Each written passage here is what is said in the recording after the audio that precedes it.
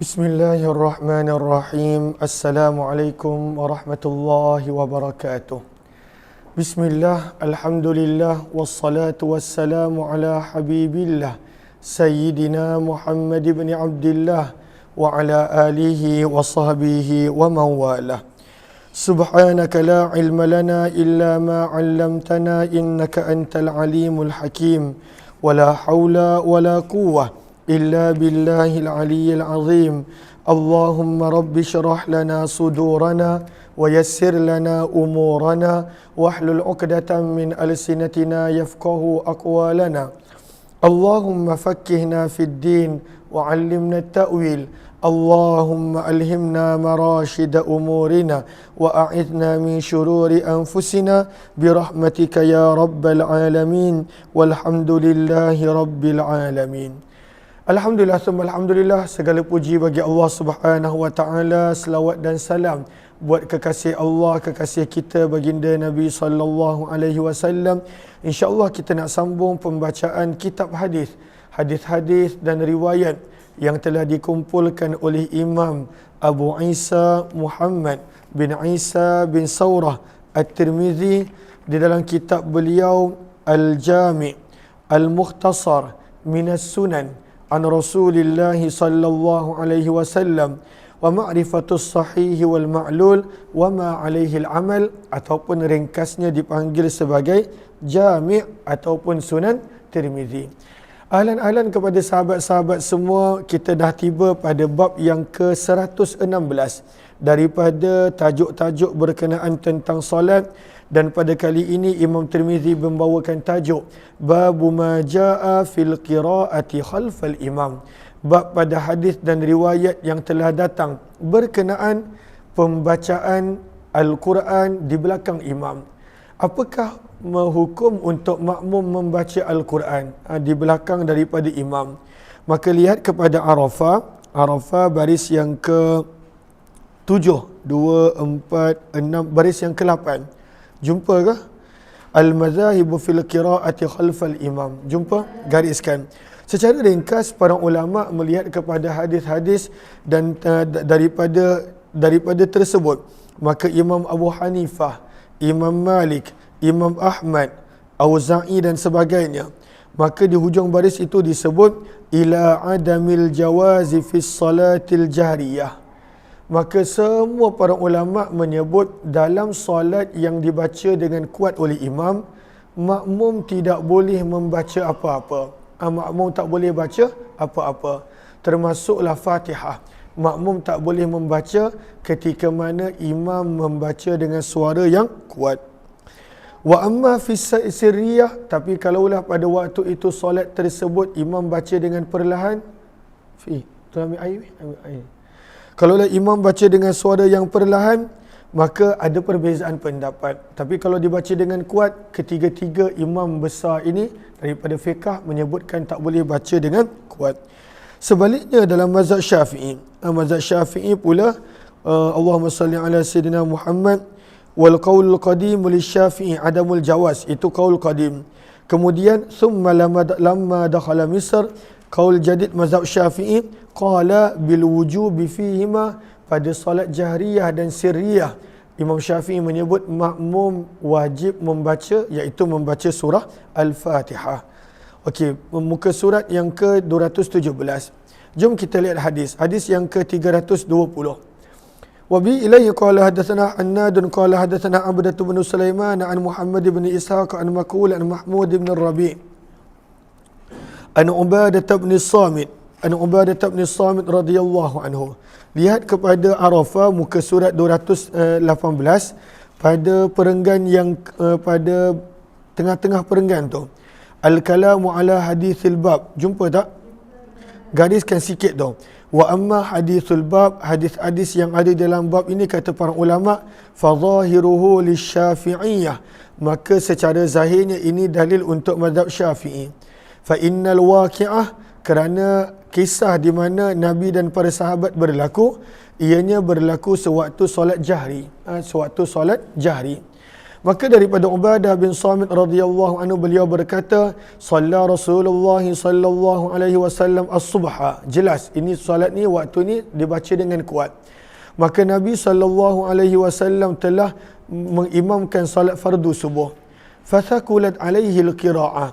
Maka telah menjadi berat ke atas baginda bacaan dalam kurungan pada sahabat di belakang baginda, sebab mereka baca dengan kuat.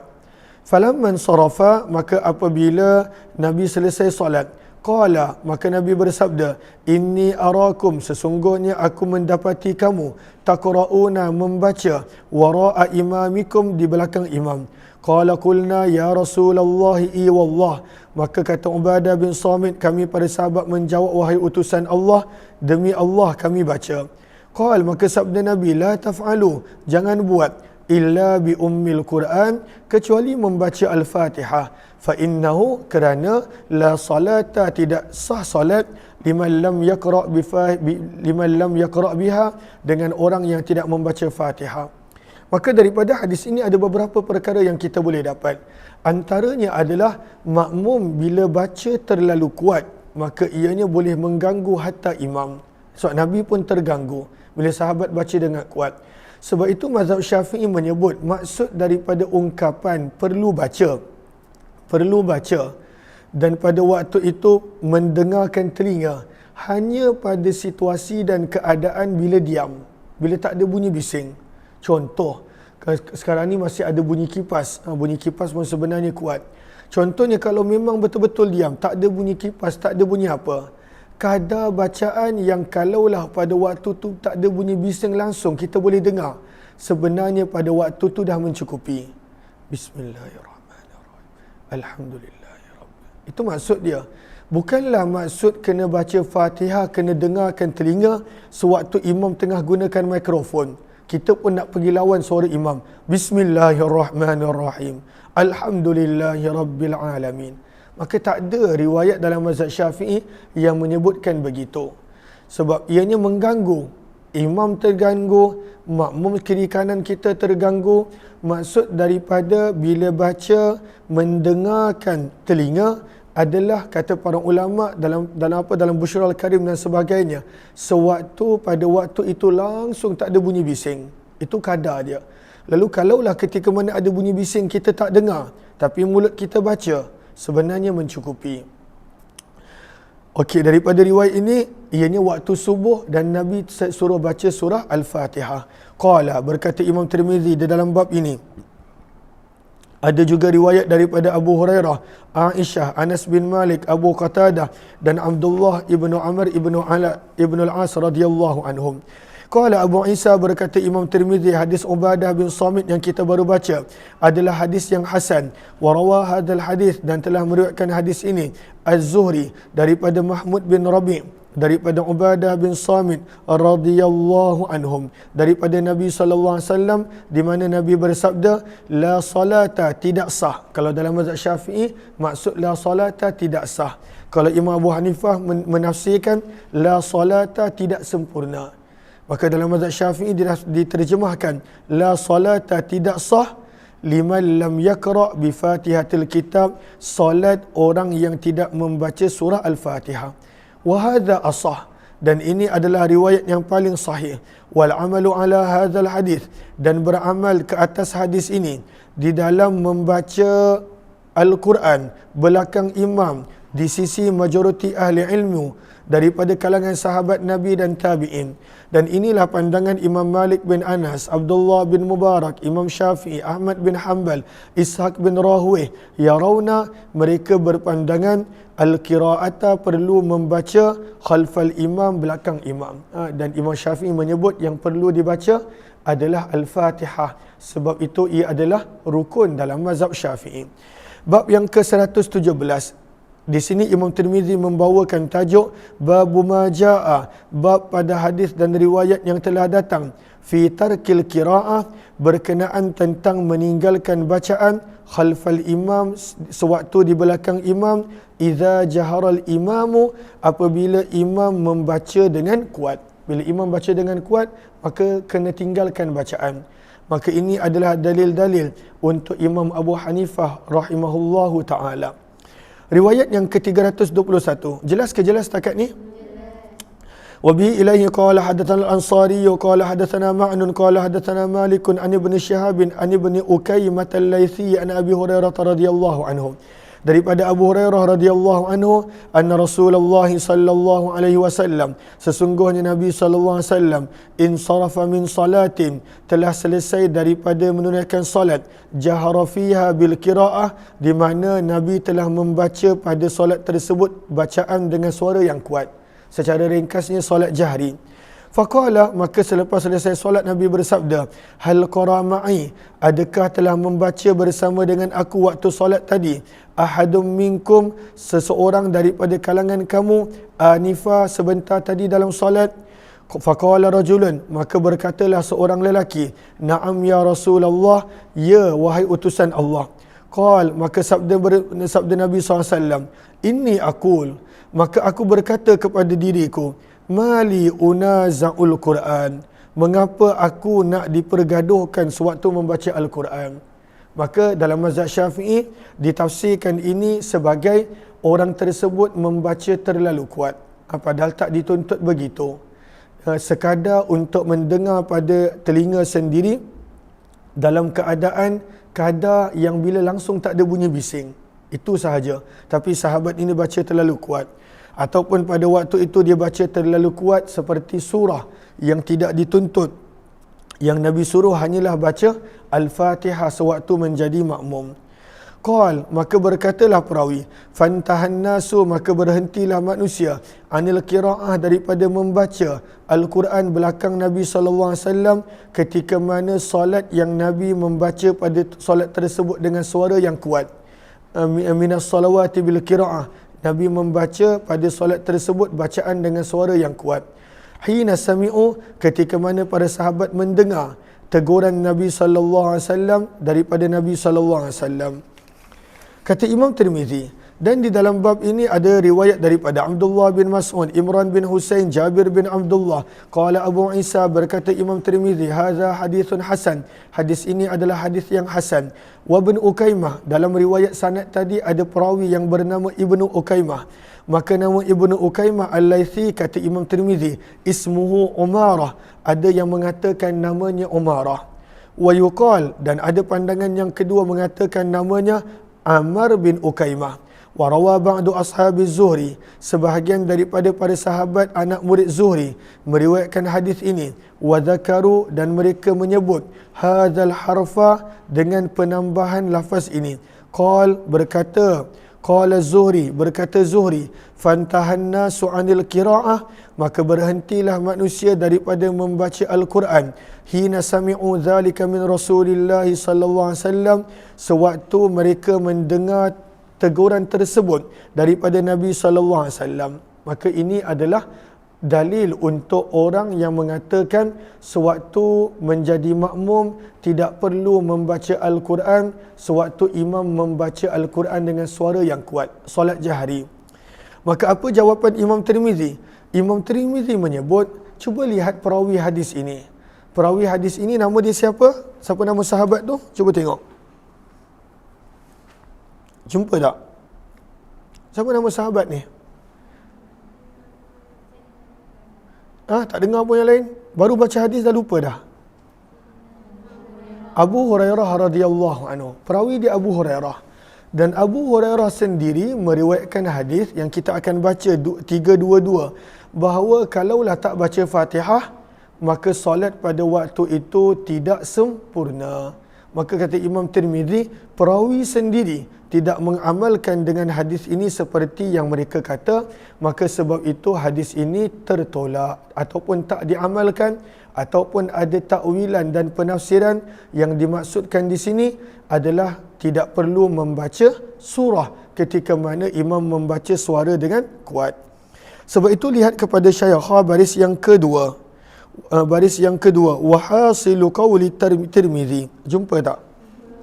Maka ringkasan daripada apa yang cuba nak disampaikan oleh Imam Tirmizi adalah anna riwayat Abi Hurairah, sesungguhnya riwayat Abu Hurairah yang kita baru baca tadi, allati dzukirat, yang telah disebutkan pada awal bab tadi, laisat bimu'tabarah, maka riwayat tadi tak boleh diambil kira.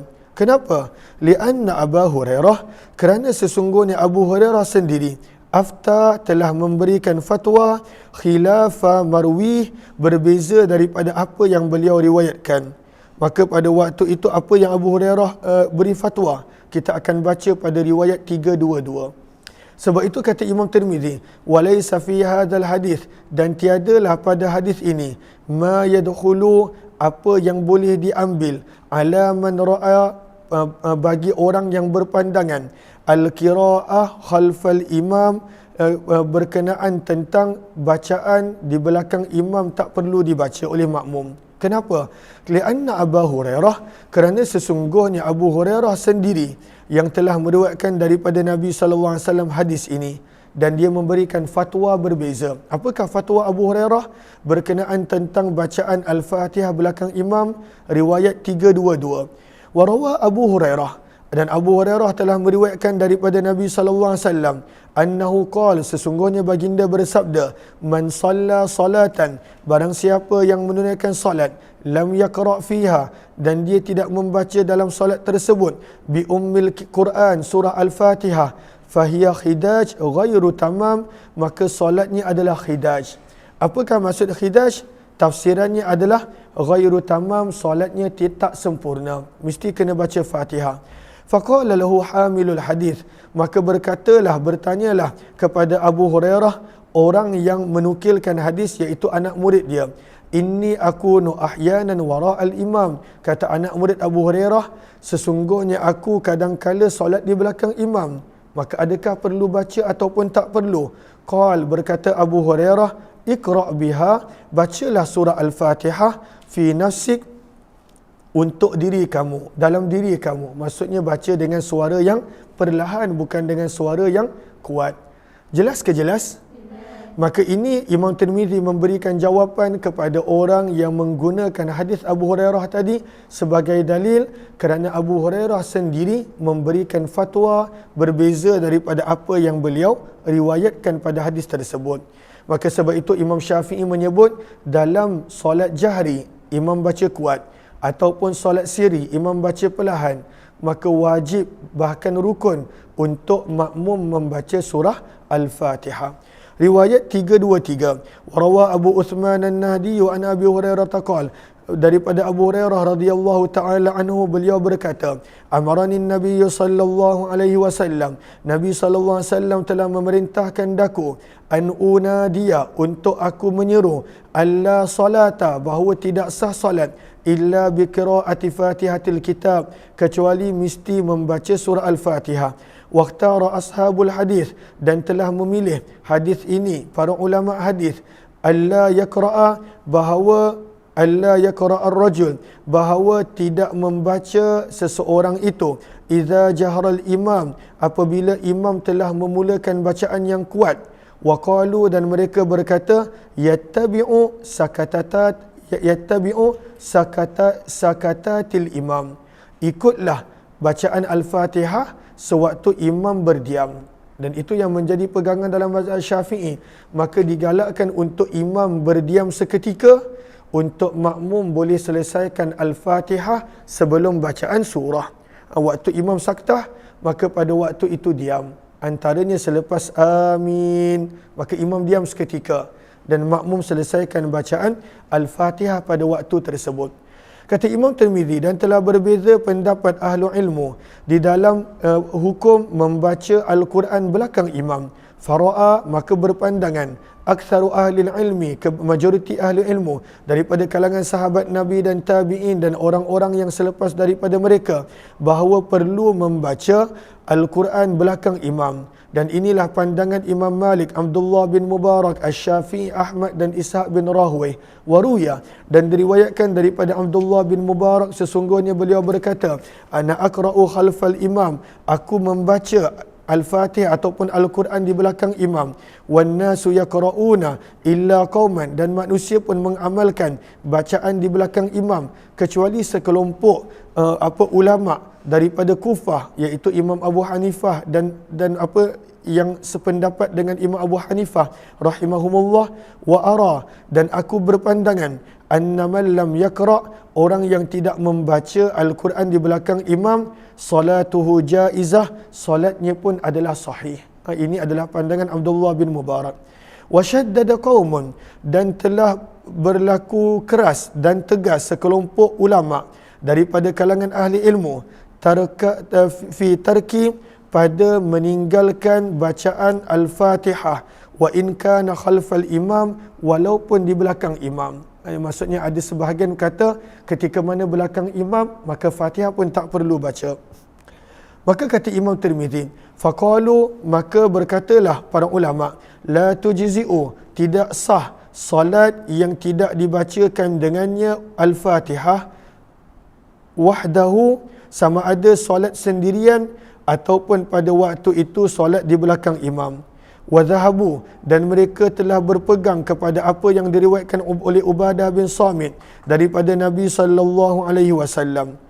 Wa qara'a Ubadah bin Samit, dan Ubadah bin Samit telah membaca Al-Fatihah selepas daripada teguran Nabi sallallahu alaihi wasallam di belakang imam.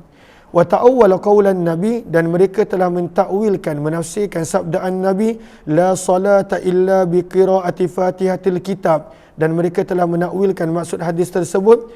Contohnya, la salata maksudnya solat tak sempurna, bukan batal dan sebagainya. Dan berkenan inilah pandangan Imam Syafi'i, Ishaq dan juga lain-lainnya.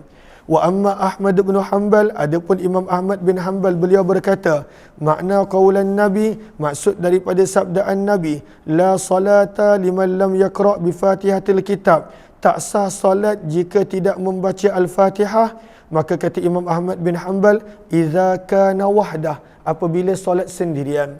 Kata Imam Ahmad bin Hanbal, solat sendirian kena baca Fatihah. Kalau solat dengan imam, maka pada waktu itu tidak wajib baca. Itu pandangan Imam Ahmad bin Hanbal.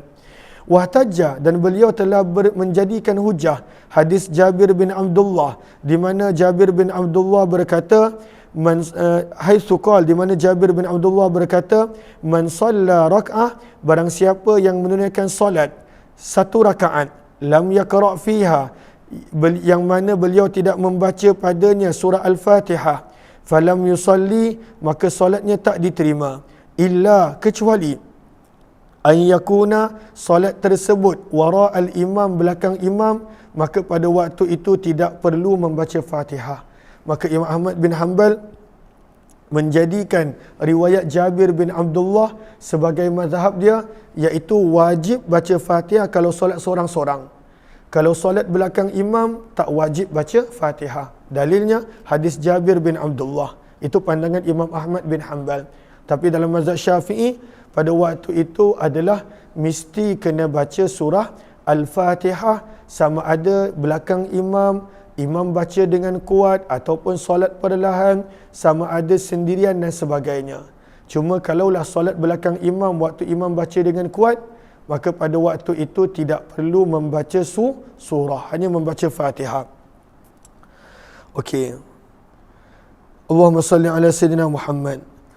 Qala Ahmad, berkata Imam Ahmad bin Hanbal, fahadha rajulun min ashabin Nabi, ini adalah seorang sahabat daripada kalangan sahabat Nabi, menafsirkan sabdaan Nabi, la salata liman lam yaqra' bi Fatihatil Kitab, tidak sah solat untuk orang yang tak membaca Al-Fatihah hanya ketika mana solat sendirian. Lalu Jabir bin Abdullah menafsirkan sabdaan Nabi begitu. Waqtara Ahmad, dan Imam Ahmad memilih bersama dengan ini untuk membaca Al-Quran belakang imam. Cuma pada waktu itu beliau tidak wajibkan. Wa alla yatrukar rajulu Fatihatal Kitab, dan beliau mengatakan janganlah seseorang itu meninggalkan Fatihah belakang imam, wa in kana khalfal imam, walaupun belakang imam kena baca. Cuma beliau tidaklah wajibkan mengikut sebahagian riwayat. Riwayat 324, Maka apakah riwayat Jabir tadi? Imam Tirmizi kongsikan riwayat Jabir yang mana Jabir bin Abdullah menafsirkan maksud daripada sabdaan Nabi SAW kena baca Fatihah hanya ketika mana solat bersendirian. Kalau solat belakang imam maka tidak wajib. Maka apakah hadisnya? Ini riwayatnya. وبه إليه قال حدثنا إسحاق بن موسى الأنصاري قال حدثنا معن قال حدثنا مالك عن أبي نعيم وهب بن كيسان أنه سمع جابر بن عبد الله رضي الله عنهما يقول kata Wahab bin Kaisan, aku telah mendengar Jabir bin Abdullah sahabat Nabi SAW pada waktu itu berkata, man salla rak'ah, barang siapa yang menunaikan solat satu rakaat, lam yaqra' fiha, tidak dibaca pada rakaat tersebut bi ummil Quran dengan surah Al-Fatihah, falam yusalli, maka seolah-olah dia tidak solat, tak sah solat dia, illa kecuali ayyakuna, bahawa dia wara al-imam, solat di belakang imam, maka pada waktu itu sah solat dia kalaulah tidak membaca Al-Fatihah. Dan ini yang dipegang oleh Imam Ahmad bin Hanbal rahimahullah. Kata Imam Tirmizi, hadis Jabir bin Abdullah adalah hadis yang hasan sahih. Kemudian Imam Tirmizi membawakan tajuk apakah doa yang patut dibaca ketika nak memasuki masjid. Babu ma yaqulu, bab pada hadis dan riwayat berkenaan apa yang patut dibaca inda dukhulil masjid, ketika mana nak masuk ke masjid. Riwayat yang ke-325. Jelas ke jelas? Okey. وبه إليه قال حدثنا علي بن حجر قال حدثنا إسماعيل بن إبراهيم عن ليث عن عبد الله بن الحسن عن أمه فاطمة بنت الحسين عن جدتها فاطمة الكبرى. Maka riwayat ini sebenarnya terputus sebab Fatimah bintul Husain, cucu kepada Fatimah anak perempuan Nabi, dia tak pernah bertemu dengan neneknya Fatimah, dia tak pernah bertemu. Maka sebenarnya sanad ini terputus. Nanti Imam Tirmizi akan highlightkan. Maka berkatalah Ummul Mukminin Fatimah radhiyallahu anha, kana Rasulullah sallallahu alaihi wasallam, adalah berkata anak perempuan Nabi Fatimah radhiyallahu anha, adalah Nabi sallallahu alaihi wasallam idza dakhala al-masjid, apabila baginda masuk ke masjid, shalla ala Muhammad wasallam, Nabi akan berselawat ke atas diri baginda sendiri, sallallahu ala Muhammad. Sebab itu doa yang pertama ketika mana nak masuk masjid, kata para ulama, adalah berselawat. Dalilnya riwayat ini. Maka Nabi berselawat terlebih dahulu. Waqala, kemudian Nabi SAW berdoa, Rabbighfirli, sama-sama ikut, Zunubi waftahli abwaba rahmatik. Wa idza kharaja, dan apabila baginda keluar daripada masjid, Salla ala Muhammad wasallam, Nabi berselawat terlebih dahulu. Maka keluar daripada masjid pun sunnah untuk mulakan dengan selawat. Kemudian Nabi membaca Rabbighfirli Zunubi waftahli abwaba fadlik.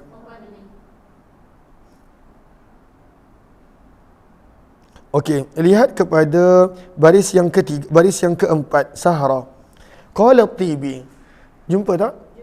Berkata Imam Tibi rahimahullahu ta'ala, salah seorang ulama yang banyak mensyarahkan hadis-hadis, la'alla nuktah, kemungkinan hikmah, kenapa waktu nak masuk masjid minta rahmat, Allah bukakan pintu rahmat. Ketika mana nak keluar masjid, minta Allah bukakan pintu kurniaan. Kenapa?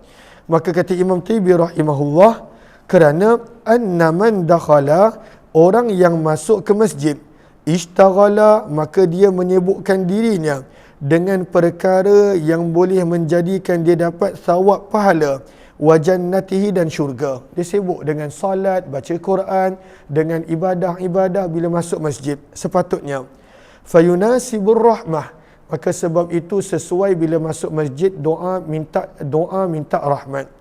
Namun wa idza kharaja, bila dia keluar daripada masjid, ishtaghala, maka dia pun sibuk bi ibtigha'ir rizqil halal, sibuk untuk mencari rezeki, mencari kurniaan-kurniaan Allah.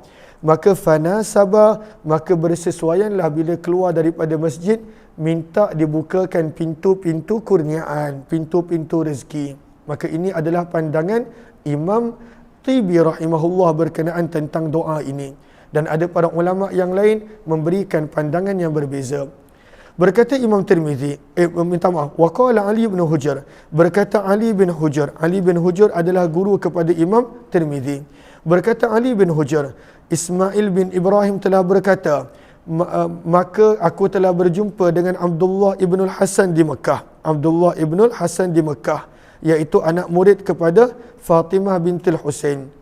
Maka aku bertanya dengannya tentang hadis ini. Maka dia telah meriwayatkan kepadaku hadis ini dan berkata, kana idza dakhala, apabila nak masuk ke masjid, maka bacalah rabbiftahli abwaba rahmatik, ya Allah bukakan untukku pintu-pintu rahmat. Dan pada waktu itu tidak ada lafaz ighfirli dhunubi. Dalam riwayat yang lain tidak ada lafaz ighfirli dhunubi. Maka boleh juga terpulang.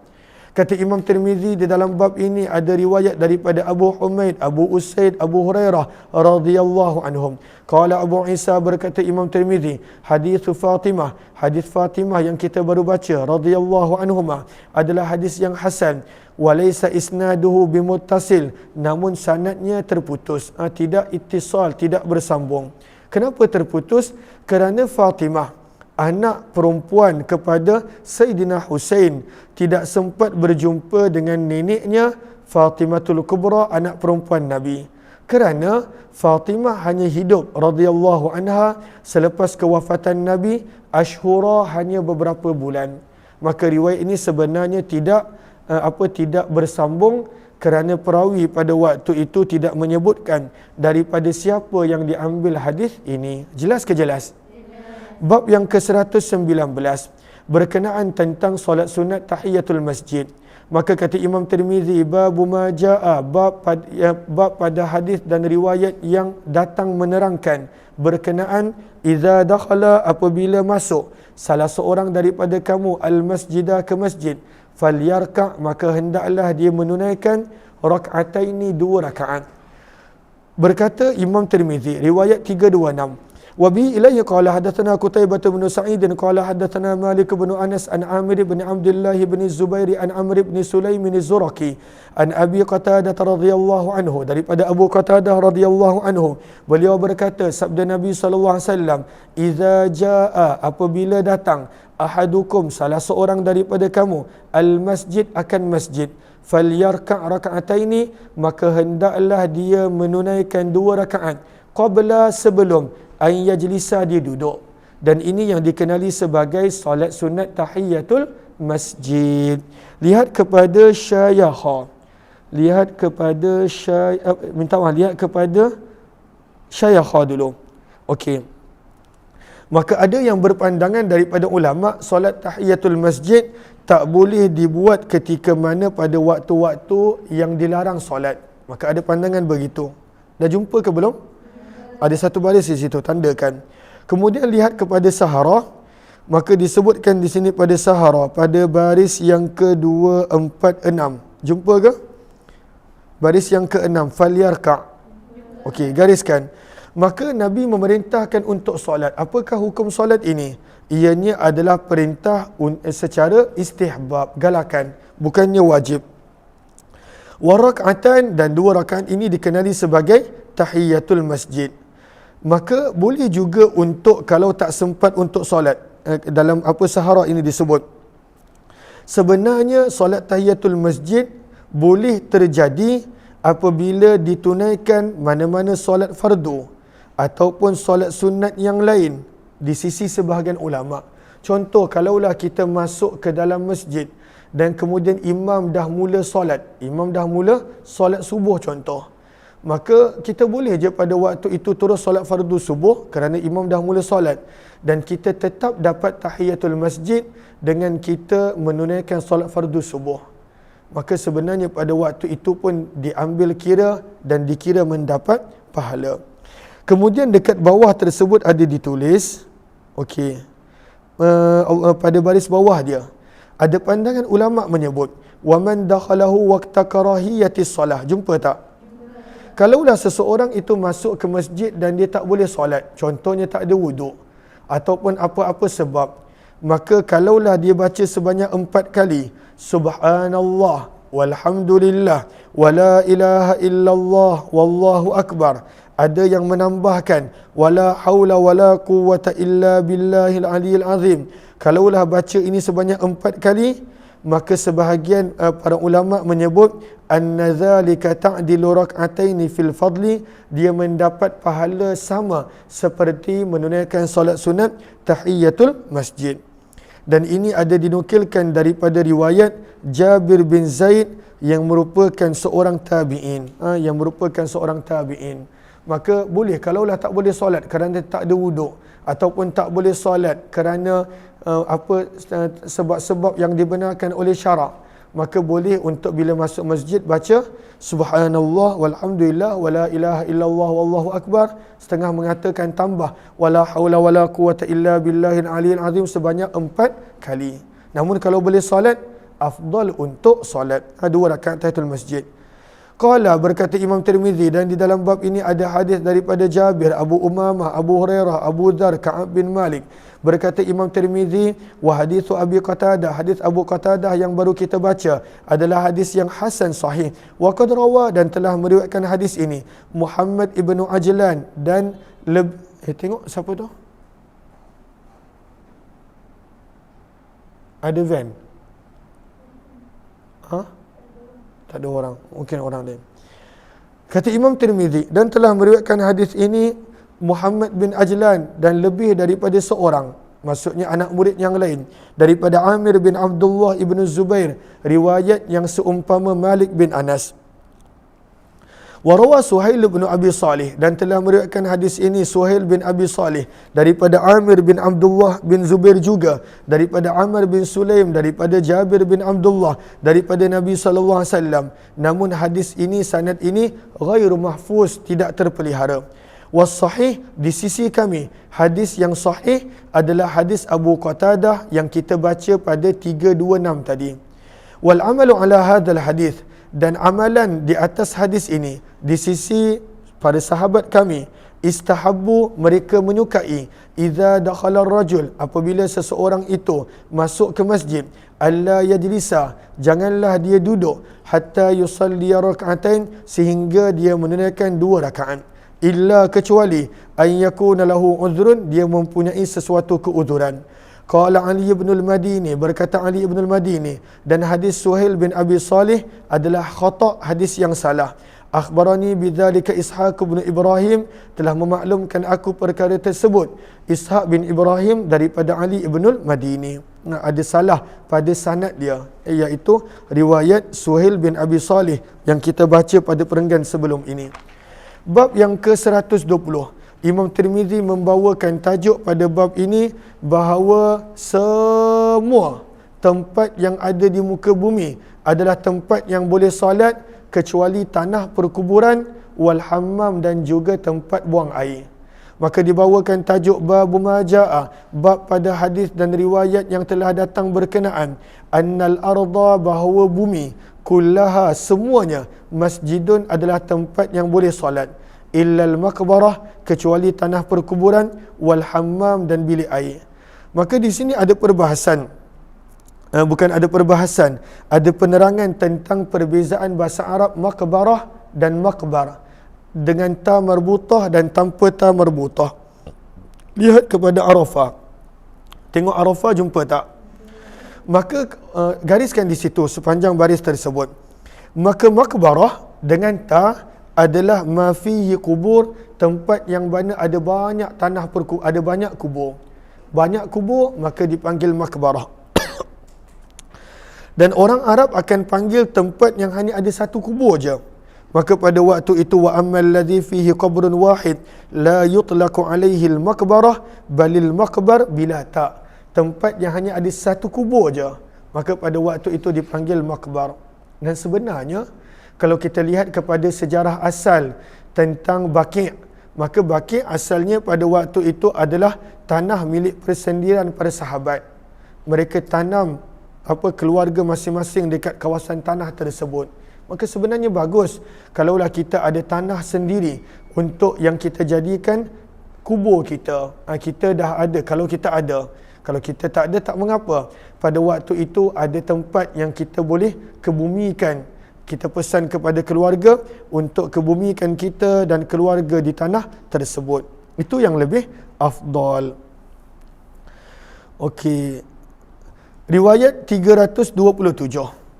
Wabi ilaihi qala hadatsana Ibnu Abi Umar wa Abu Ammar al-Husain bin Huraits qala hadatsana Abdul Aziz bin Muhammadin an Amr bin Yahya an abihi an Abi Sa'id al-Khudri radhiyallahu anhu qala, daripada Abu Sa'id al-Khudri radhiyallahu anhu beliau berkata, Nabi sallallahu alaihi wasallam bersabda, al-ardu kulluha masjid, bumi keseluruhannya adalah tempat yang boleh solat. Masjidun ay yajuzu solat, boleh solat, illa kecuali, dalam riwayat ini ada pengecualian, dalam riwayat yang lain tidak ada pengecualian. Maka apakah pengecualian yang tak boleh solat? Al-makbarah, tanah perkuburan, wal hammam, dan tempat buang air. Wa fil babi, dan di dalam bab ini ada riwayat yang lebih kurang sama daripada Ali, Abdullah bin Amr ibnu Al-As, Abu Hurairah, Jabir bin Abdullah, Abdullah bin Abbas, Huzaifah ibn Yaman, Anas bin Malik, Abu Umamah, Abu Dzar radhiyallahu anhum. Qalu, mereka berkata, innan nabiyya sallallahu alaihi wasallam, sesungguhnya Nabi sallallahu alaihi wasallam bersabda, ju'ilat li al-ardu, telah dijadikan untukku bumi, kulluha, semuanya, masjidah, sebagai tempat yang boleh solat, wa tahura, dan suci tanahnya. Maka seluruh bumi adalah tempat boleh solat dan suci. Maka kenapa Imam Tirmizi sebut begitu? Mereka semua berkata riwayat yang sama. Maka tulis di sini, kerana pada semua riwayat sahabat-sahabat ini lam yadhkuru al-istisna, tidak disebutkan pengecualian kubur dan juga bilik air. Tak disebutkan pengecualian al-maqbarata wal hammam. Semua riwayat ini, Ali, Abdullah bin Amr, kecuali riwayat Abu Sa'id yang kita baca tadi, yang mana pada waktu itu ada pengecualian. Berkata Imam Tirmizi, hadis Abu Sa'id radhiyallahu anhu telah diriwayatkan daripada Abdul Aziz bin Muhammad, riwayatain, ada dua riwayat. Apakah dua riwayat tersebut? Maka pada waktu itu secara ringkas boleh tulis satu mausul dan satu mursal. Mausul maksudnya satu bersambung sampai Nabi, dan satu lagi riwayat yang mana pada waktu itu tabi'in tak sebut nama sahabat. Satu mausul dan satu mursal. Minhum, ada di antara mereka yang menyebut daripada Abu Sa'id al-Khudri, ini mausul, riwayat ini berterusan. Wa minhum, ada riwayat yang pada waktu itu man lam yadhkurhu, tidak menyebut riwayat, tidak menyebut nama Abu Sa'id, maka jadi mursal. Maka riwayat yang kita baca tadi adalah yang mausul, yang bersambung, tapi ada juga riwayat yang pada waktu itu mursal. Maka riwayat Abu Sa'id, kata Imam Tirmizi, adalah hadis yang padanya ada ittirab, ada percanggahan di antara perawi. Rawa Sufyan ats-Tsauri an Amr bin Yahya an abihi an Nabi sallallahu alaihi wasallam mursala. Padahal Allahumma salli ala sayyidina Muhammad, perawi yang lain daripada Amr bin Yahya, mereka meriwayatkan sanad Amr bin Yahya secara mursal. Contohnya riwayat Sufyan ats-Tsauri. Berkata Imam Tirmizi, Sufyan ats-Tsauri meriwayatkan daripada Amr bin Yahya, daripada ayahnya, daripada Nabi sallallahu alaihi wasallam secara mursal. Wa rawahu Hammad bin Salamah an Amr bin Yahya an abihi an Abi Sa'id an Nabi sallallahu alaihi wasallam. Dan riwayat yang lain pada waktu itu ada menyebut nama Abu Sa'id al-Khudri. Warawahu Muhammad ibn Ishaq, dan telah meriwayatkan Muhammad bin Ishaq daripada Amr bin Yahya, daripada ayahnya, qala, dan beliau berkata, wa kana ammatu riwayatihi, dan kebanyakan riwayat Yahya, ayah kepada Ammar, adalah daripada wa kana ammatu riwayatihi, dan kebanyakan riwayat Muhammad bin Ishaq adalah daripada Abu Sa'id al-Khudri radhiyallahu anhu.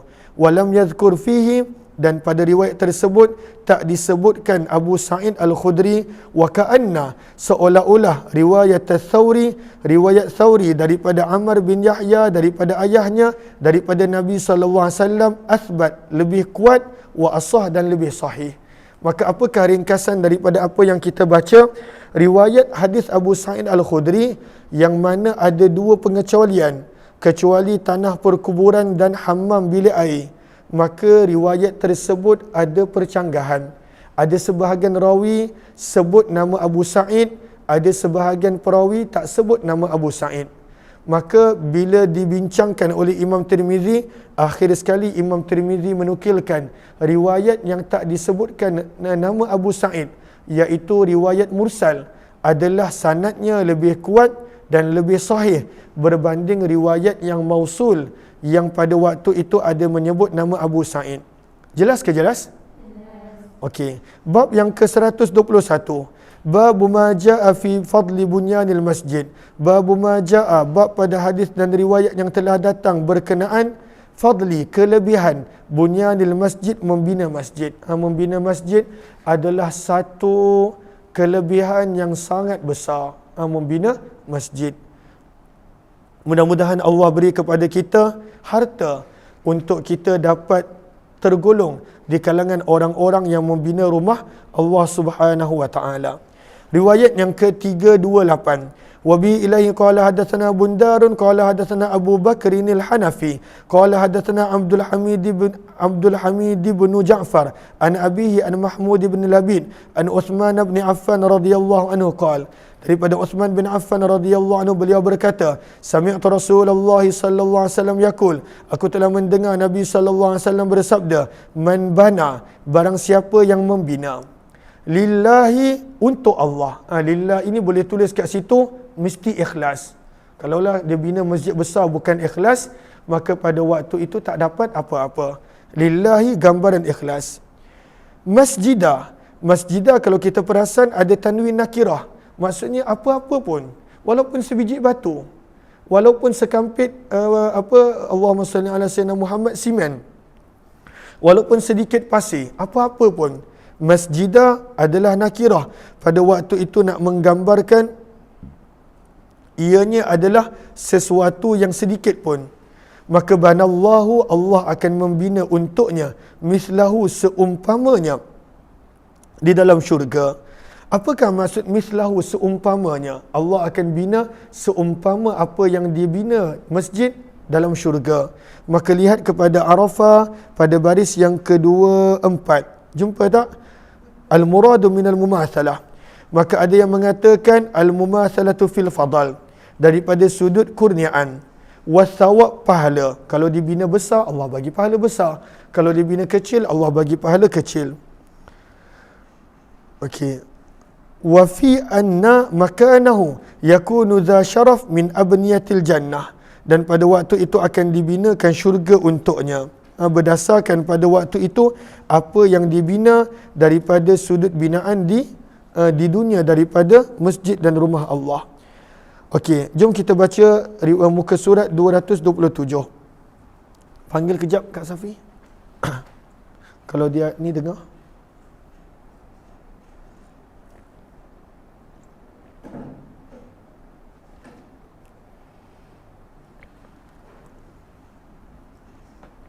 Cepat sikit eh.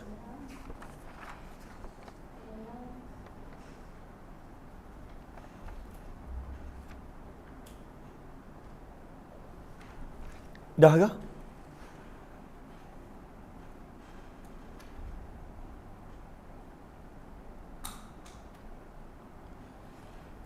Dah.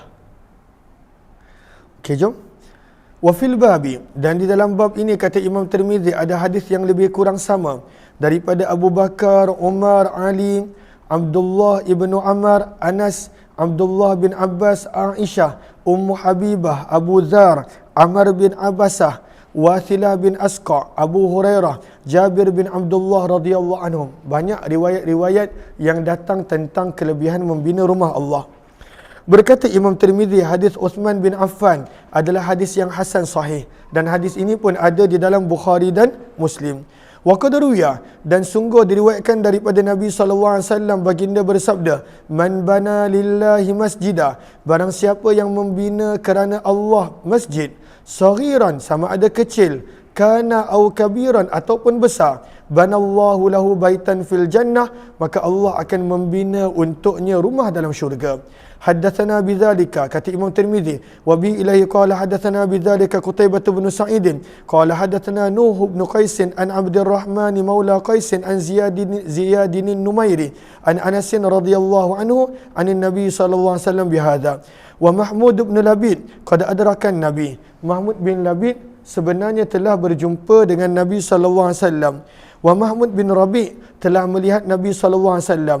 Namun pada waktu itu Mahmud bin Labid dan Mahmud bin Rabi' gulamani saghiran adalah dua orang yang masih sangat muda, madaniyan, yang pada waktu itu berasal daripada Madinah. Mereka pernah jumpa dengan Nabi sallallahu alaihi wasallam tetapi tidak meriwayatkan hadis daripada Nabi sallallahu alaihi wasallam. Bab yang ke-122, adakah boleh nak menjadikan tanah perkuburan sebagai masjid, sebagai tempat solat? Babu maja'ah. Nak, hai, nak. Assalamualaikum cuma. Ini pakai hai, Assalamualaikum. Hai. Tinggal lagi 9 minit. Ini baca ni hadis. Boleh baca?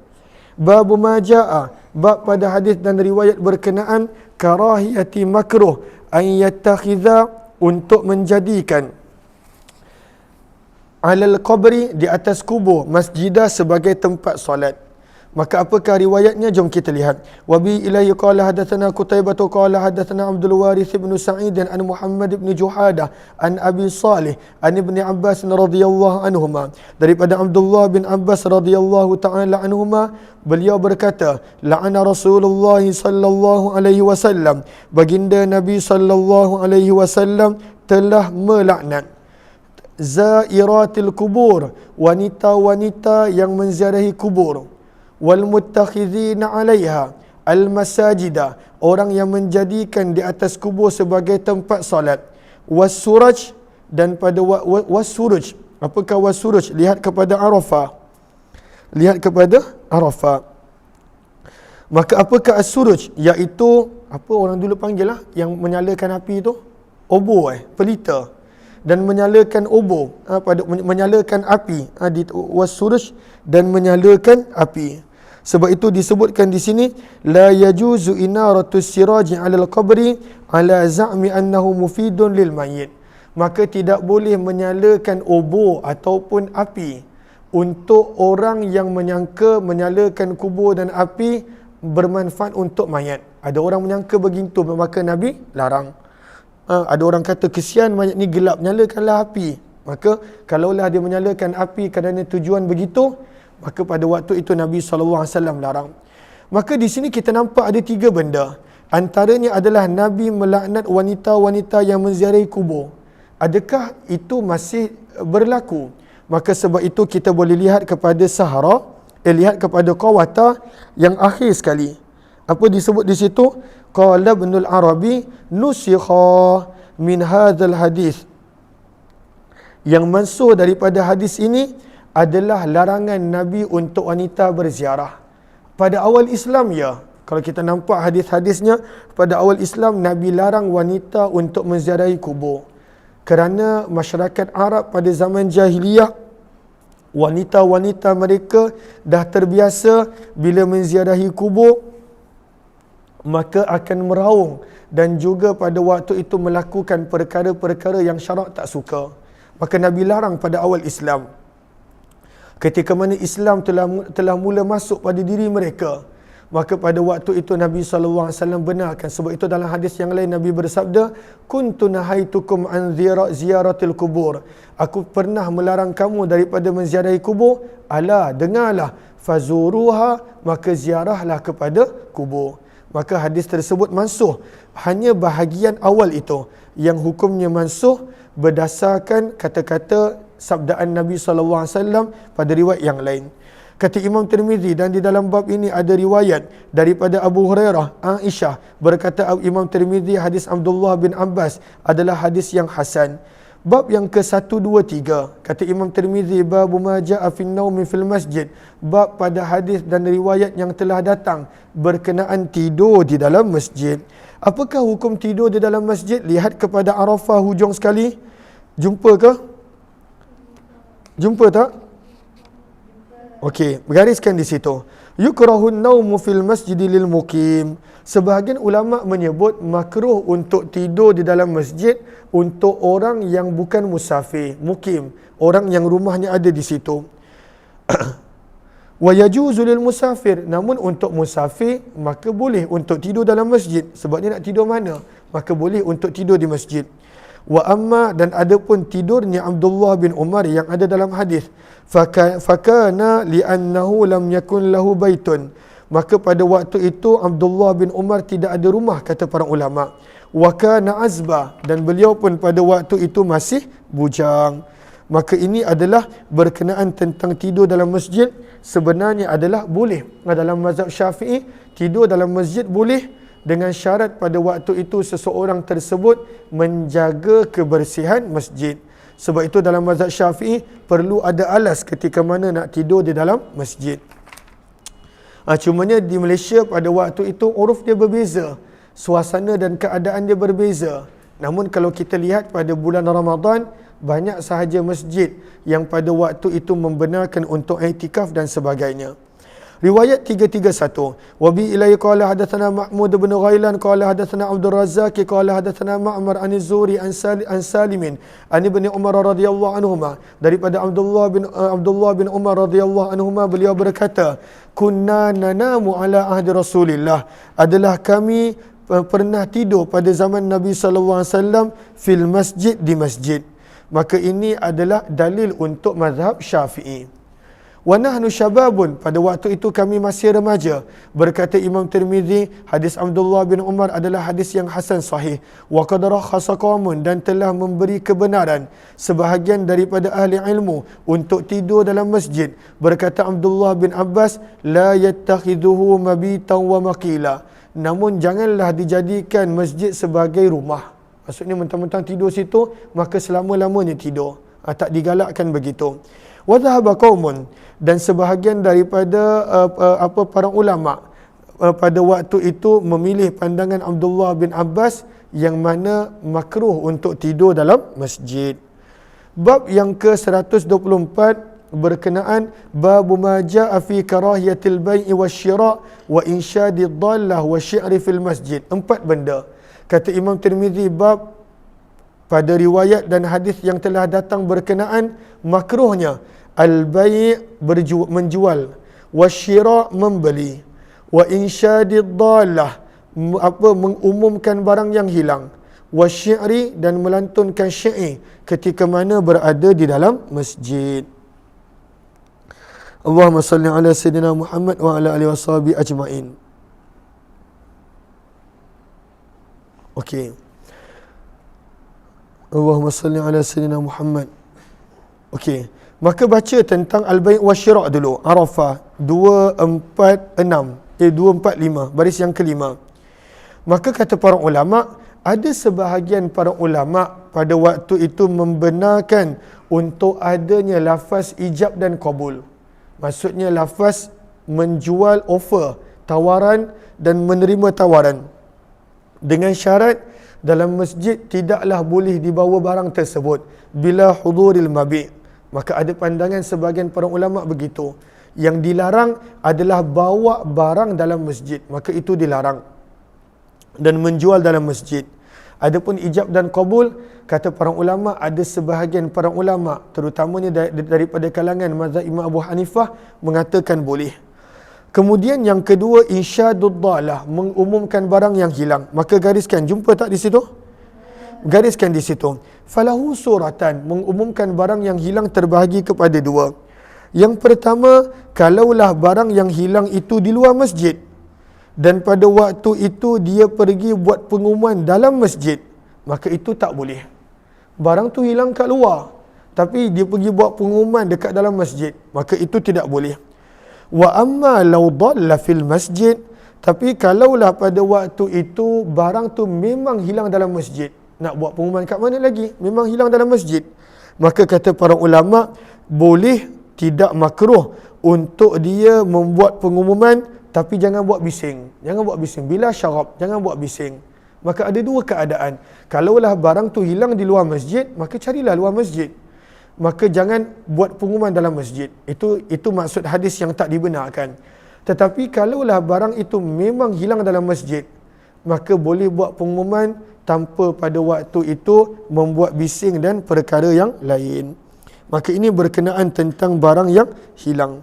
Jom kita lihat riwayat yang ke-332. Dah sampai ke?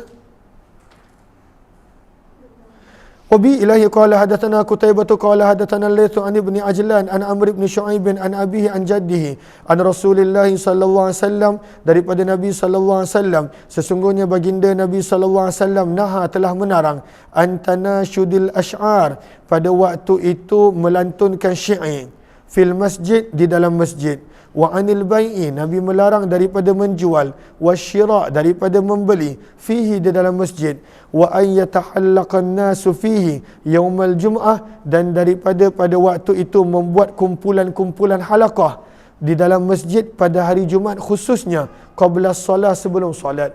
Sebab pada hari Jumaat banyak orang datang, maka janganlah pada waktu itu ambil tempat, maka buat halaqah. Halaqah maksudnya buat bulatan. Kat situlah dia nak mengaji Quran pada hari Jumaat. Padahal hari Jumaat orang semua datang, masjid penuh, maka dia menjadikan orang tak ada tempat untuk duduk. Maka ini perkara yang Nabi larang. Wa fil babi, dan dalam bab ini ada riwayat yang lebih kurang sama daripada Buraidah, Jabir, Anas bin Malik radhiyallahu anhum. Berkata Imam Tirmizi, hadis Abdullah bin Amr ibnu Al-As yang baru kita baca adalah hadis yang hasan, dan Ammar bin Shu'aib adalah nama penuh beliau, Allahumma salli ala sayyidina Muhammad, Ammar bin Shu'aib bin Muhammad bin Abdullah bin Amr ibnu Al-As. Siapakah yang dimaksudkan dengan atuknya di sini? Itu adalah Abdullah bin Amr ibnu Al-As. Abdullah bin Amr ibnu Al-As. Qala Muhammad, berkata Imam Tirmizi, aku telah melihat Ahmad bin Hanbal dan Ishaq bin Rahwih, wa dzakara ghairahuma, dan Imam Tirmizi pada waktu itu sebut lagi nama beberapa ulama yang lain. Yahtajun, mereka menjadikan hujah dan dalil akan hadis Ammar bin Shu'aib, yang mana pada waktu itu Ammar bin Shu'aib dia meriwayatkan daripada atuknya. Siapakah nama atuknya? Pada waktu itu adalah Abdullah bin Amr ibnu Al-As. Lalu bila disebut Ammar bin Shu'aib an abihi, siapa ayah dia? Ayahnya pada waktu itu adalah Shu'aib. An jaddihi, jaddihi itu kembali kepada adalah Shu'aib, bukannya Ammar, iaitu Abdullah ibnu Amr ibnu Al-As. Nanti kita akan sambung lagi esok tentang tentang Ammar bin Shu'aib ini. Berkata Imam Tirmizi, wa man takallama, yang ini kita sambung esok insya-Allah, dah habis masa. Kita jumpa lagi pada pertemuan yang lain insya-Allah. Terima kasih sahabat-sahabat.